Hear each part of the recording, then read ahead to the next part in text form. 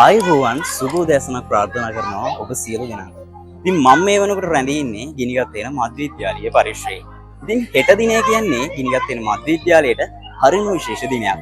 ඒ මොකද කියලා කිව්වොත් ගිනිගත් වෙන මධ්‍ය විද්‍යාලයට 80 වන සංවත්සරයේ පිරීම නිමිති කොටගෙන කවි බණ ධර්ම දේශනාවක් සහ භික්ෂුන් වහන්සේලා 89කට සාංඝික දානයක් දීමේ වැඩ කටයුතු ගිනිගත් වෙන මධ්‍ය විද්‍යාලය මගින් සූදානම් කරලා තියෙනවා.